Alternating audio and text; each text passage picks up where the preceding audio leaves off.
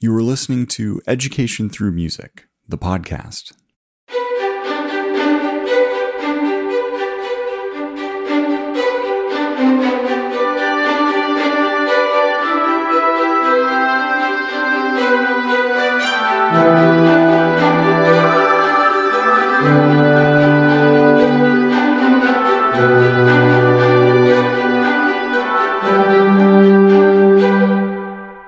As always, I'm your host, Noah, and I'm joined today by Dr. Janice Weinman.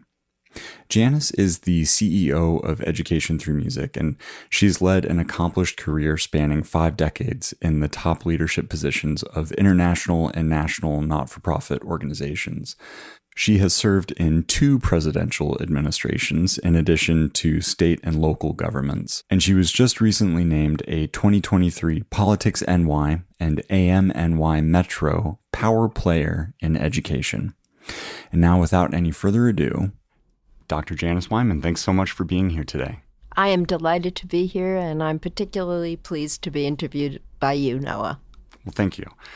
So let's start the interview off by going to your time as a student in New York City public schools. What was that experience like? So I went to the New York public schools, grades K through 12. I went to elementary public school, to junior high school, and then to the High School of Music and Art. My family had come from another country. They came here after World War II, and they spoke with an accent, and it was a little hard to assimilate. But we eventually did that. The kids kind of thought that I was different, but nonetheless, now that wouldn't make a difference. But when I was growing up, it was a little bit unusual. But I went through the public schools, K through, I would say, 9th grade. In elementary school and middle school, junior high school as we called it, were very traditional, nothing exceptional, the regular routine of what you get in classes throughout those years. Simultaneously, however, I attended Juilliard in the preparatory division for 10 years, and that was really a remarkable experience. But when I joined the High School of Music and Art, when I started in high school, that was when really my education started to flourish and to open up for me. The High School of Music and Art was an institution in which kids from all over New York City came. Everybody had their own talents, their own backgrounds, their own interests. And it was really, as at the time we used to call it a melting pot. It was really a melting pot of different talents. And each of us learned from one another. And each of us really respected one another for what we brought to the table. So I was in the orchestra as well as in voice. And I'll never forget my teacher, Mr. Kosikoff, he was. Our orchestra teacher, who every graduate of the High School of Music and Art talks about. Mrs. Ext was our voice teacher. And really, the High School of Music and Art brought our voices out in a way that really made us feel that we were really contributing to something as a whole. We were part of orchestras, we were part of choirs, we were part of an integrated group that really worked together and in harmony, so to speak. It was a wonderful experience, and we had our academics as well as our particular art form that we engaged in, and it was really a wonderful time. How did having access to music education sort of set you on a course towards where you ended up in your career later on? I learned so much through music that really helped me in the development of my skills.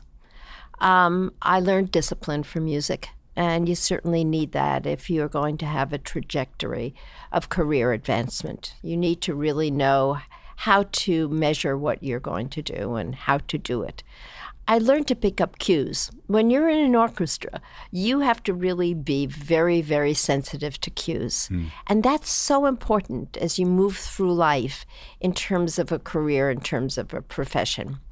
I learned what it meant like to be part of a team. You have to be part of a team if you are either in a choir, in an orchestra, in an in a chamber music group, you have to really be part of something that works well together. And being part of a team is critical and crucial to the way in which a person really is able to advance career-wise, because the only way you can really accomplish anything is to be part of a team. Yeah, this sort of collaborative nature of working together and creating music, and the empathy that is sort of a part of that, this ability to follow cues and to be able to give cues too, probably, is something that a lot of successful people talk about when they refer back to their early music education. And so that's the collaborative aspect. But you've also spent a great deal of time in positions of leadership. How would you characterize your approach to leadership and your style as a leader? Well, I've had many different kinds of jobs. I worked to start with, in the New York City school system. At the time, it's called the Board of Ed. I did a statewide assessment in Massachusetts. I worked for the U.S. government several times in the Department of Education. I worked in an organization where we gave new product to children in need all around the world. I'm just telling you that so that leadership takes on different roles in different kinds of situations. But there's several things I think that are critical in leadership. A lot of it has to do with balance. A lot of it has to do with priority setting. So you have to determine what is most important to the organization and that which is most sustainable and most critical for the advancement of the organization. So I think that leadership is a process of identifying for others what those priorities are, and making people understand how they can implement those priorities. Everybody has a role to play in meeting the goals of an organization, and leadership is clearly articulating those goals and identifying for everybody what it is that they can contribute to meeting those goals. One of the things about leadership, and it's a balance all the time, is I have very high standards for what I think people can do because I have a great deal of confidence in what people can achieve. Many times I may push people a little too hard and too far, but I think it's part of the learning process. I think actually people need to set their own personal goals as high as they possibly can. And I've always enjoyed mentoring people in that process. I think that's part of leadership as well. I think another part of leadership has to do with the fiscal conditions of any organization.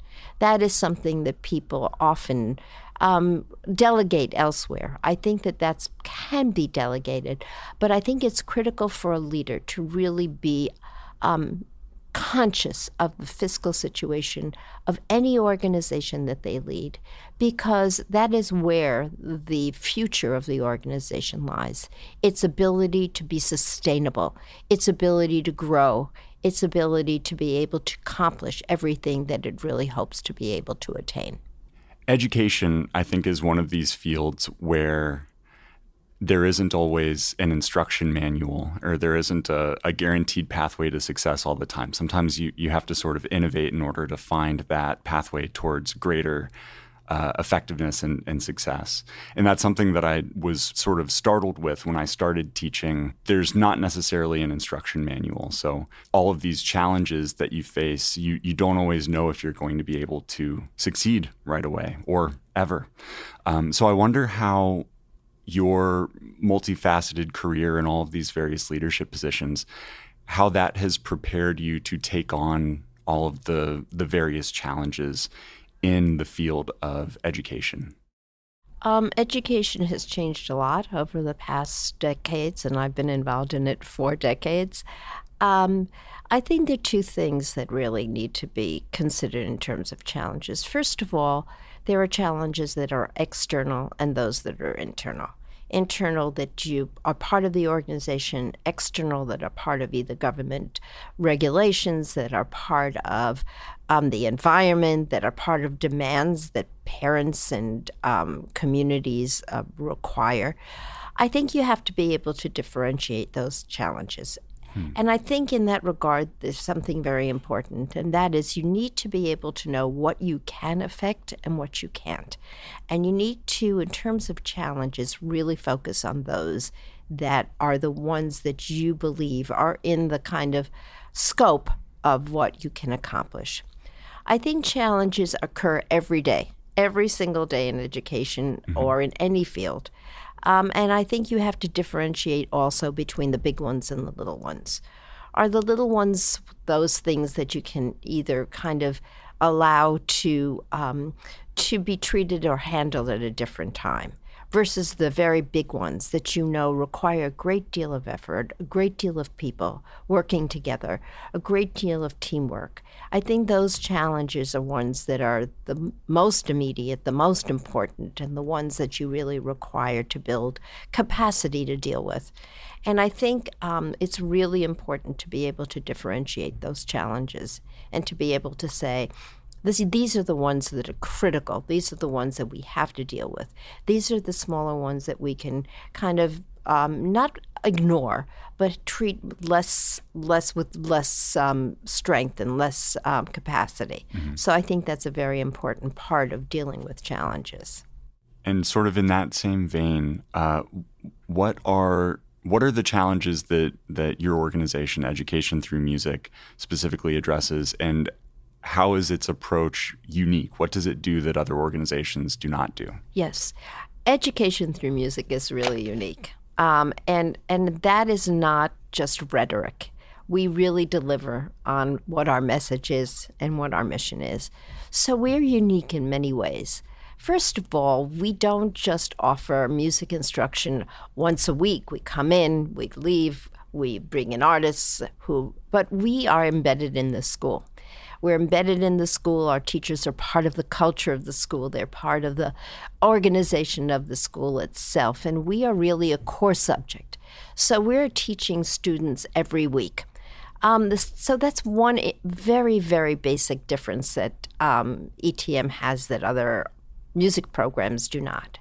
Secondly, we build our curriculum around what we see as being the most important issues that students need to know about, or skills or techniques or history about music.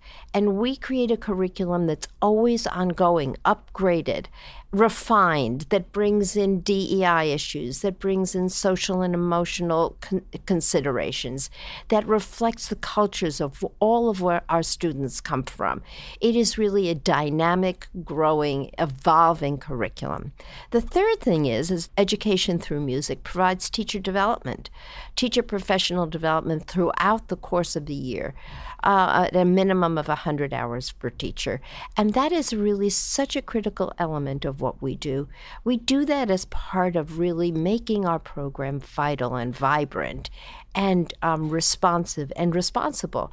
And we have a terrific teacher development program. And then the last part of why we are so unique is because we really focus on sustainability. We want our teachers that we hire and that we support, we want our teachers to become employees, permanent employees of the Department of Education, so that our model, our program, our whole technique can be sustained and institutionalized in schools for the long term. I must say that there is no other program that I know of that has all those components, every part of it. It's really a comprehensive, sustainable, very, very dynamic program that we offer. Is there a specific anecdote from your career that relates to ETM and ETM's mission? So this is a very unusual thing that I did in my life, and that is I lived on the Pueblo Reservation in New Mexico. I went as part of a project to decentralize the Native American schools from the National Bureau of Indian Affairs. And what I learned there was primarily about their music, so much so that I wrote an article about it in a journal called Ethnomusicology. And what I learned was the way in which the rhythms and the harmonies and the relationship of rhythms to harmonies was so unique to the people that I was living with. The reason I feel that that's so important and relates to ETM is that we have really made it a priority to ensure that the different backgrounds of all of our students are incorporated into the instruction that we provide. At a recent Teacher Professional Development Day, for example, our program department had brought in somebody who explained about Arabic music. And it was so different to what we know in terms of Western music.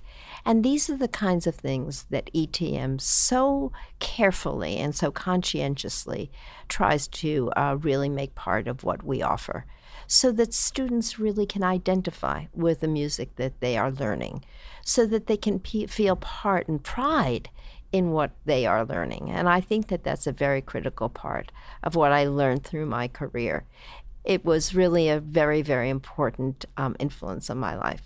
In a city like New York, where there are so many different backgrounds represented, I think that's particularly critical. Looking ahead to the near term and perhaps even to the further term, where do you envision ETM going? Where are some opportunities and possibilities for expansion or for further development? Yes. We very much would like to continue to grow. We stepped back a little bit this school year in terms of the number of schools and students that we were serving. But we would like to continue to broaden our footprint, to impact more students. So that's a very, very important part of where we want to go as an organization. We stepped back because we wanted to ensure that the quality of our teachers was as good as it could possibly be, and also for fiscal reasons. But we have gotten an anonymous $3 million grant simply to focus on teacher recruitment and onboarding, teacher professional development, teacher certification, retention of teachers. And that is what we're going to be devoting ourselves to so that we can grow. So we really want to be able to increase the number of schools we're in. We want to make sure that our teachers are of the highest quality and that we retain them. We also want to make sure that we establish partnerships with other like-minded organizations so that we can leverage our strengths and so that we can really bring in the broadest possible array of skills to our students. And finally, we really want to be top of mind of the public, of the music world, because what we have to offer is so unique, and it is so value added, and it is so much a part of what every single student should experience, not just those that go to private schools or highly resourced schools, but the whole point of ETM is access and equity in music education. And that's what we want to offer to an increasingly larger number of needy students. Janice, thanks so much for taking the time and for sharing your story with us. As I said before, I'm delighted to do this, and I'm really most overjoyed to be able to talk about ETM, which I have the greatest of all pride. I think it's an organization that really accomplishes what it says it does, and I think that that's very important and in some cases very unusual.